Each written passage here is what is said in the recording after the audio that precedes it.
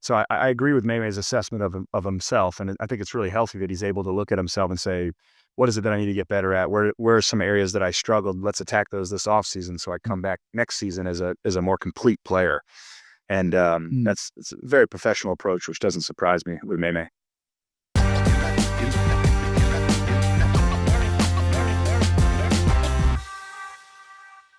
On the flip side, what areas do you think May needs to like further develop? Yeah, I think if we have some more time with Maymay, we hope to get him back next season, honestly. But I would love to spend more time with him handling the ball, just learning how to handle the ball with either hand. And because he's such a good shooter, he's going to have players closing out on him with a lot of desperation because they want to take away his jump shot. So he's going to have the opportunities to he can either shoot it or he can try to drive it, and attack that closeout.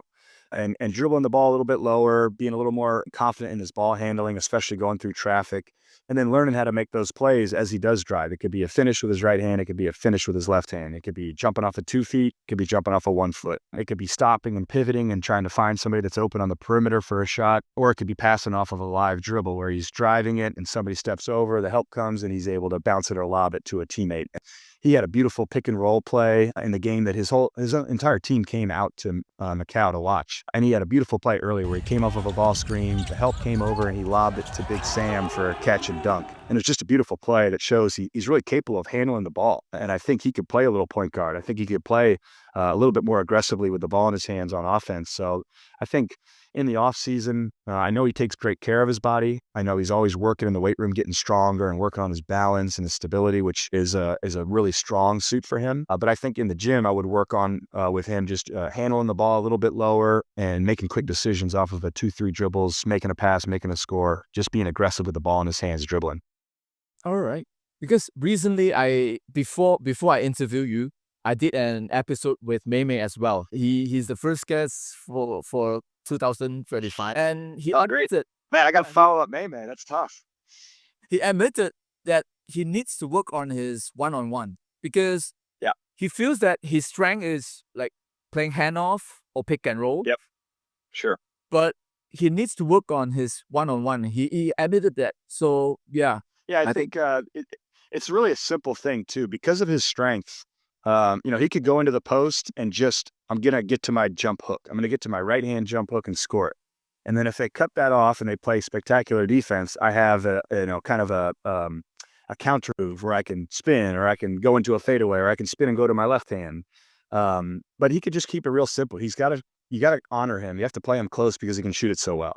So now he's going to have somebody close to him. Now, what do? You use your strength and get to your right hand and try to score. If they cut you off, you spin back to your left. And just simplifying, and then you can build off of that is what I would work with Maymay on this kind of it's almost like it's like a foundation. You start with simple and then you add counter and then you can add other counter and then you can build off of that and grow. But because of his strength and because he's kind of so low to the ground and sturdy, he's going to be able to get what he wants. So I agree with Maymay's assessment of himself. And I think it's really healthy that he's able to look at himself and say, what is it that I need to get better at? Where are some areas that I struggled? Let's attack those this offseason so I come back next season as a more complete player. And it's a very professional approach, which doesn't surprise me with Maymay.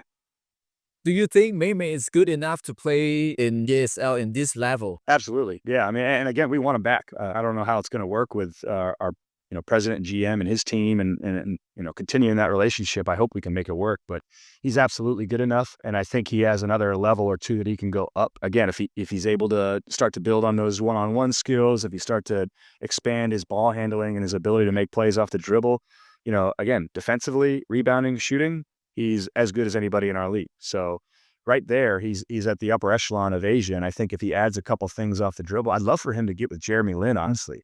That would be a really cool thing if somehow those two could connect, even if it was for 1 or 2 days in the gym, just, May tagging along and learning how Jeremy goes through his progression for ball handling and scoring off the dribble.